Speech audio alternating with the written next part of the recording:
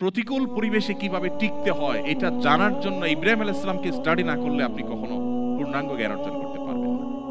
ইব্রাহিম আলাইহিস সালামকে নিয়ে আমাদের ইউটিউব চ্যানেলে আমাদের 1 ঘন্টার একটা লেকচার আছে শুধু ইব্রাহিম আলাইহিস সালামের উপরে। ইব্রাহিম আলাইহিস সালামের পুরো লাইফ হিস্ট্রিকে আমরা সেখানে তুলে ধরার চেষ্টা করেছি কোরআন এবং হাদিসের আলোকে।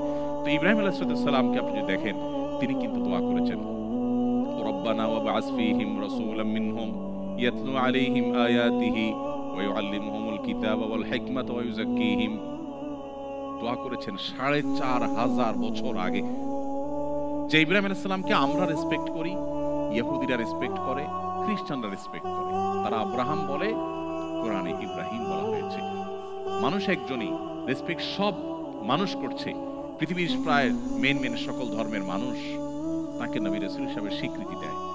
সেই ইব্রাহিম আলাইহিস সালাম দোয়া করেছেন, হে আল্লাহ, ৪৫০০ বছর আগে দোয়া করেছেন, হে আল্লাহ, আমার বংশধরদের মধ্যে এমন এক রাসূল পাঠান যিনি আপনার আয়াত ওহী মানুষকে পাঠ করে শোনাবে, মানুষকে হিকমা এবং ইলম শেখাবে এবং মানুষকে পরিশুদ্ধ করবে, আত্মশুদ্ধি করবে।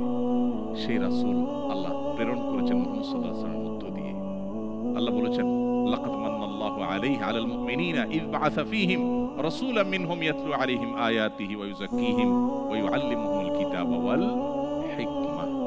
তাহলে তিনি ৪৫০০ বছর আগে চিন্তা করেছেন যে আমার পরবর্তী জেনারেশনে ঈমান যেন সেফ থাকে। আমরা আমার সন্তান, আমার ছেলে মেয়ে, চোখের সামনে ছেলে মেয়ে, তাদের ঈমান আমলকে সেভ করার জন্য আমার কোনো পেরেশানি ব্যাকুলতা নেই।